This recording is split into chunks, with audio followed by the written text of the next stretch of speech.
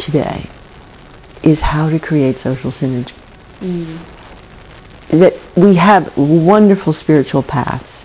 There's no doubt spiritual gifts are there, and the teachings of many times are there.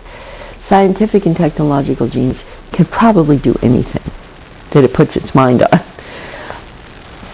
Social synergy is the new genius code, because you have to find a way to join to create with a system that's in transition from the breakdown of the old, the monetary system of scarcity, and the creativity of people. And we don't have it yet.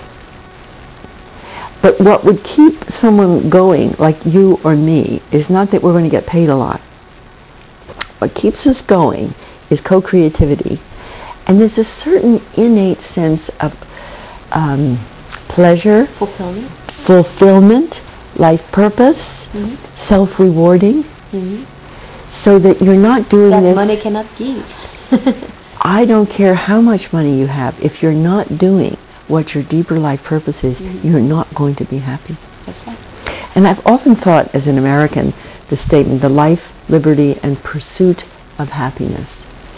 And when I was a young woman with having all my babies, I completely loved my children, but I was in a community in Connecticut, and almost everybody was depressed. Not because we had dirty air or people were actually fairly well off.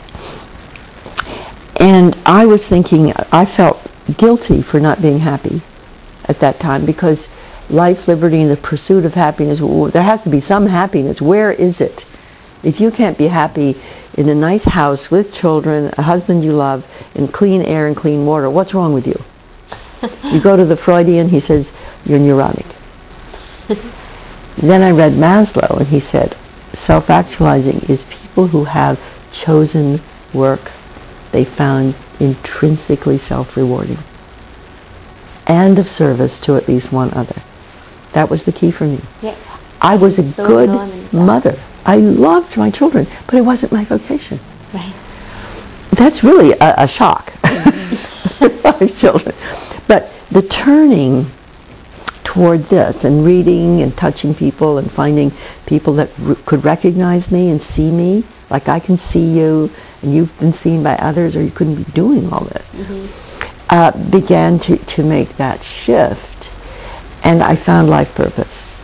And it's unique. It's this particular form of communicating evolutionary potential in all its forms, whether it be political or scientific or social or spiritual, educational. Well, nobody could possibly have paid me or given me this joy by monetary reward. For sure. Now, that's telling you something about human nature that is really important. You know, I was reading this thing about these chief executives in Wall Street that get these ridiculous bonuses because they're saying they won't do it unless they're really paid these bonuses. That's not true. If you're doing the wrong thing, it may be true that you won't do it unless you're paid a lot. But if you're doing the right thing, it will not be that you do it because you're paid a lot. It will be exactly like you and me. Now, it would be nice to co-create resources so we don't go into the scarcity mode. Correct. To do this, now we don't quite have the new currencies. We don't have, you know, rather than a debt-based finances, we don't have a resource-based finances. We're having to create it. So I just take the understanding we're social pioneers. We are social, spiritual pioneers. Who paid the people who went across the country in covered wagons here in the United States? Nobody.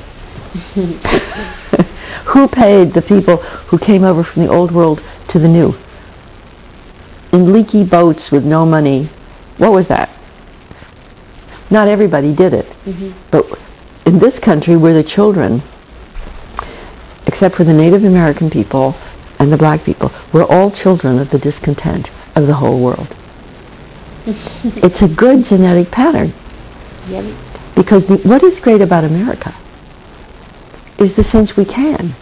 that everybody has something to offer, that we need a system that allows individualism. But if you have a sense of freedom and you don't have a life purpose, after a while you're going to get alienated, competitive, materialistic, and disappointed. Yes. Disappointed. So not only do we have a huge environmental and social crisis, but we have a personal crisis of disappointment, alienation, depression, epidemic.